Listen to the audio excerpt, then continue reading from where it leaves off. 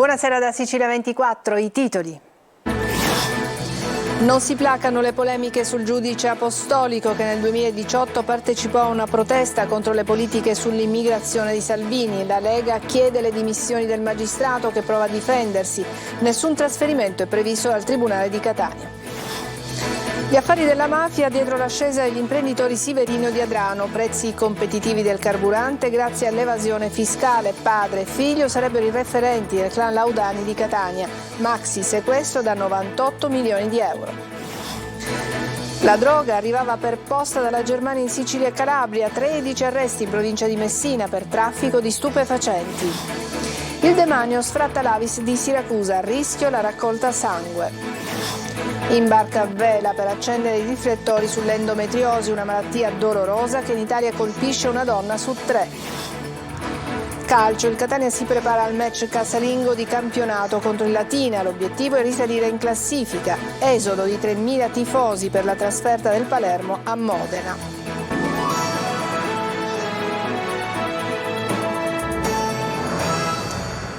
Bentrovati. La vicenda del giudice apostolico che nel 2018 partecipò a una protesta contro le politiche sull'immigrazione dell'ex ministro dell'Interno Salvini è un caso politico. Dura la Lega che chiede le dimissioni, ma secondo quanto si apprende dal Tribunale di Catania il giudice non verrà trasferito. Emanuela Corsi.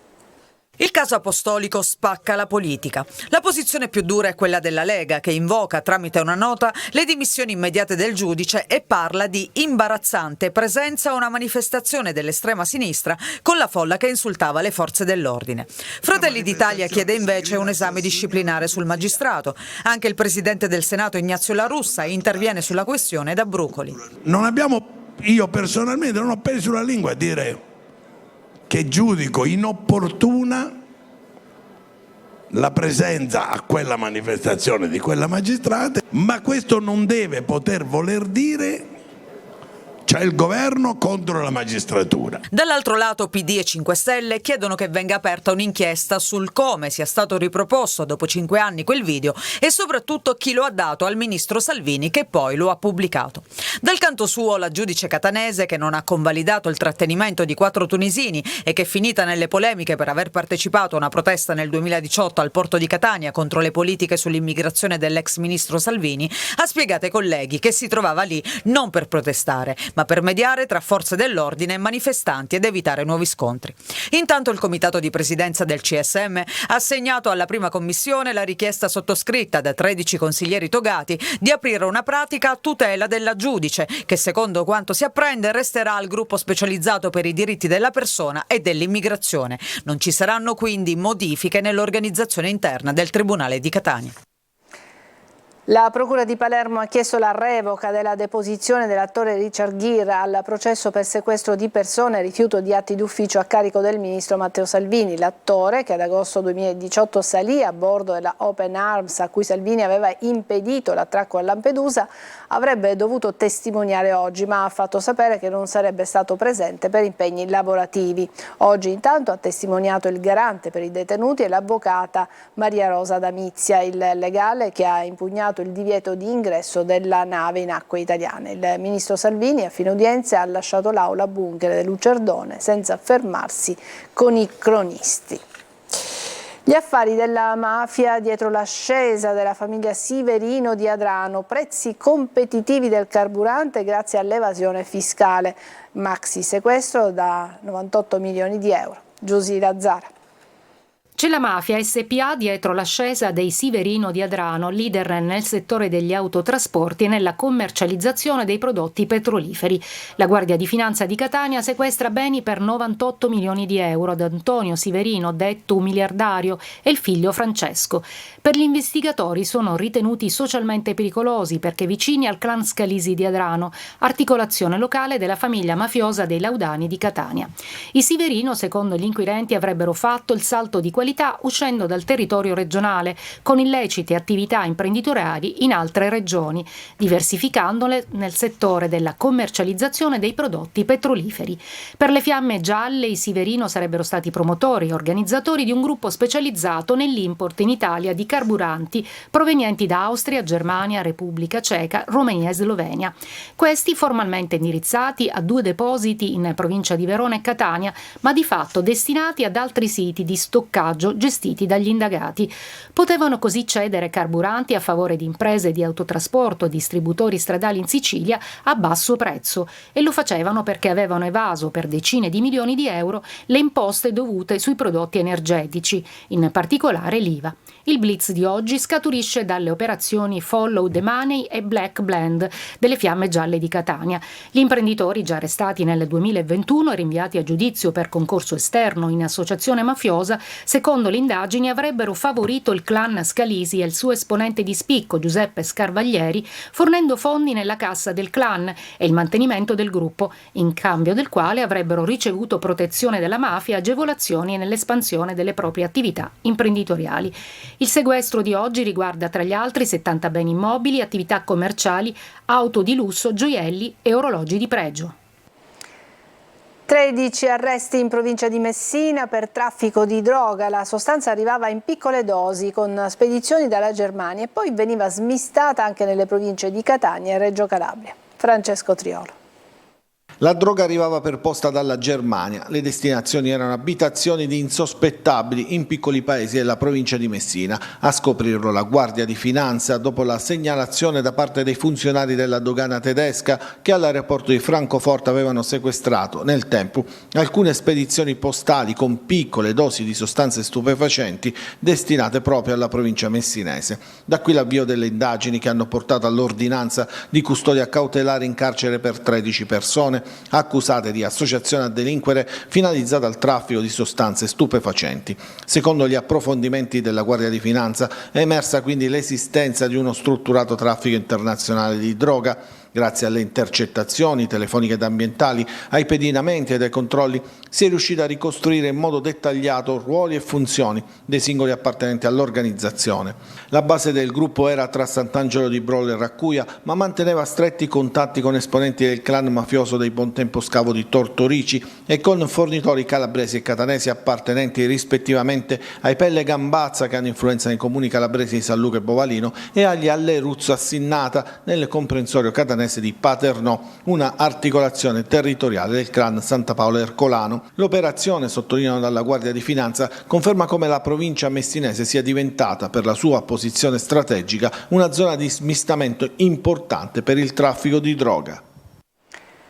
I carabinieri di Paternò nel Catanese hanno denunciato un quarantenne per il danneggiamento di un bancomat del paese. Durante la notte l'uomo si era avvicinato a un istituto di credito estraendo un petardo dalla tasca dei jeans e, facendo finta di effettuare un'operazione allo sportello automatico, ha inserito l'ordigno all'interno innescando la combustione per poi scappare.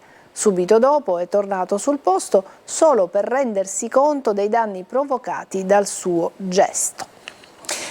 Dirigente di RFI è stato rinviato a giudizio per omicidio colposo. Il 49enne di Terrasini è finito sotto inchiesta per la morte di Giovanni Di Grigoli, 48enne di Canicattì, travolto e ucciso il 30 marzo del 2019 da un treno lungo la tratta Canicattì-Agrigento all'altezza del ponte obliquo mentre raccoglieva asparagi nei pressi dei binari.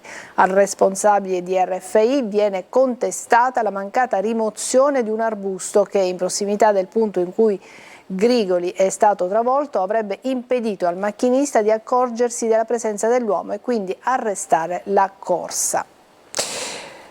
Dopo 24 ore è stato spento l'incendio su Monte Pellegrino. I lanci di acqua di 2 Canadair hanno evitato il peggio. Le fiamme alimentate dal vento hanno fatto temere infatti che potessero lambire alcune abitazioni. Diversi gli incendi a Palermo e provincia, quasi tutti di origine dolosa, appiccati da persone senza scrupoli. Tutto fermo al Comune di Palermo in attesa di un rimpasto nella Giunta La Galla che non piace al sindaco ma che rischia di paralizzare i rapporti politici interni alla maggioranza con conseguenze anche ad altri livelli. Manlio Viola. Dopo settimane, se non mesi, di voci più o meno incontrollate, di nomi che si susseguono come possibili nuovi assessori e di cambi di casacca, tutti interni ai partiti della maggioranza, cala un improvviso quanto inatteso silenzio sul rimpasto nella giunta comunale di Palermo. Che qualcosa dovrà cambiare ormai è cosa certa, nonostante il sindaco Roberto Lagalla abbia tentato fino all'ultimo momento di far orecchia da mercante per lasciare tutto com'è. Il timore è che spostando anche una sola pedina poi saltino i delicati equilibri interni ad una maggioranza in fibrillazione da mesi. A rendere però non più evitabile il rimpasto è stato l'addio ufficiale a Forza Italia da parte dell'assessore Andrea Mineo, che comunque già gli azzurri avevano chiesto ufficialmente alla Galla di sostituire.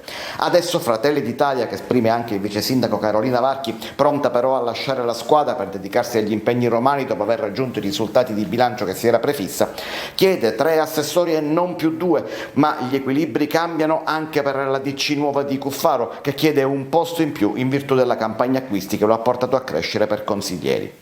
Ma chi mai dovrebbe fare spazio dunque? Questo è il grande tema, visto che nessuno vuole rinunciare ad una poltrona e men che meno alla formazione dello stesso sindaco Lagalla, che pure ha perso pezzi in questo primo anno abbondante di consigliatura. Tutto è nelle mani proprio del sindaco, che doveva incontrare la coalizione sabato scorso, ma il vertice è saltato e anche domani si prevede un rinvio. I giorni fra martedì e mercoledì prossimo potrebbero dirci di più. Per tutto il mese di ottobre in Sicilia sarà possibile pagare gli arretrati del bollo auto senza sanzioni né interessi. A ricordarlo l'assessore regionale all'economia. Scadrà infatti il prossimo 31 ottobre il termine per usufruire delle agevolazioni previste dalla norma stracciabollo, che riguarda sia le partite già iscritte a ruolo per gli anni di imposta 2016 e 2020 che le partite che saranno iscritte a ruolo per l'anno di imposta 2021. Si potrà pagare esclusivamente nelle delegazioni ACI e nelle agenzie pratiche auto autorizzate. E adesso una pausa, ci vediamo tra poco.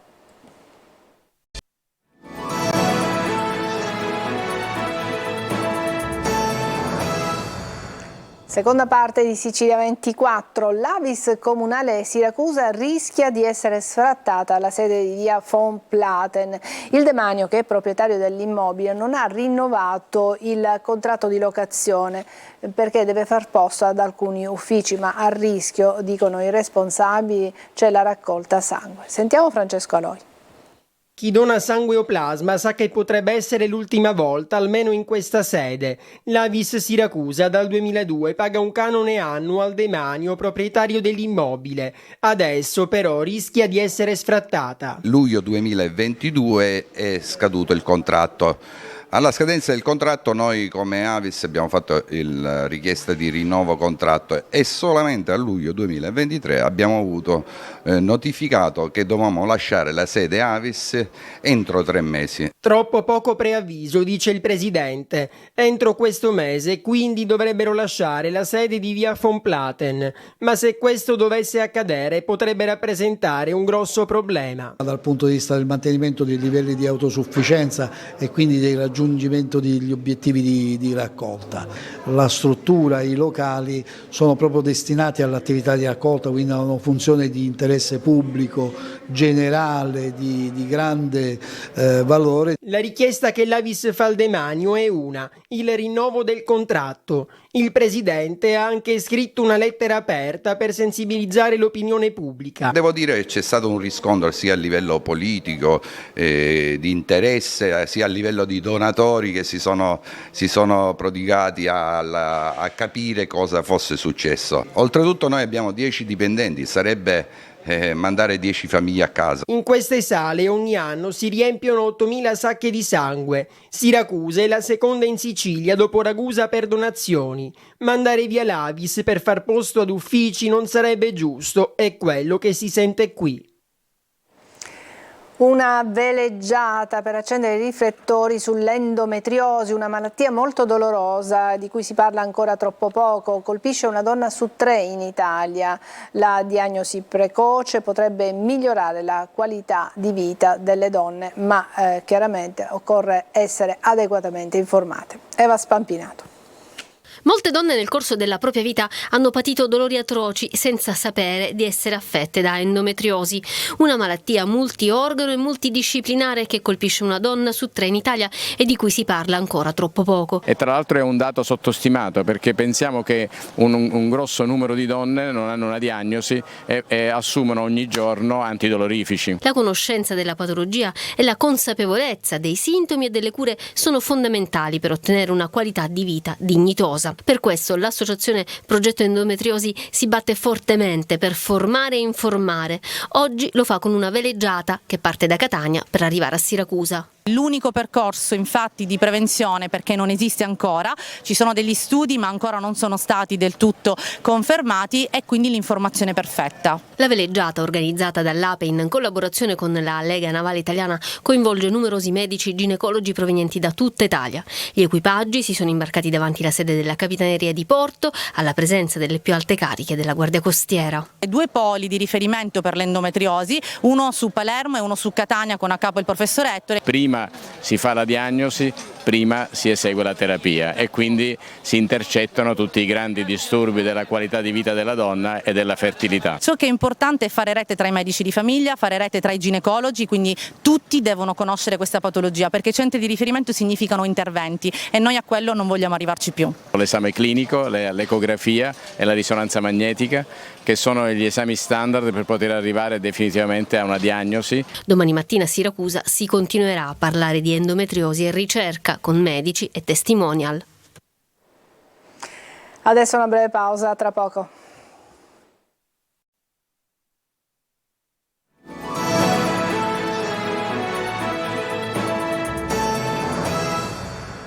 Eccoci al calcio. Dopo l'impegno in Coppa Italia, il Catania si rituffa nel campionato e si prepara al match casalingo contro il Latina.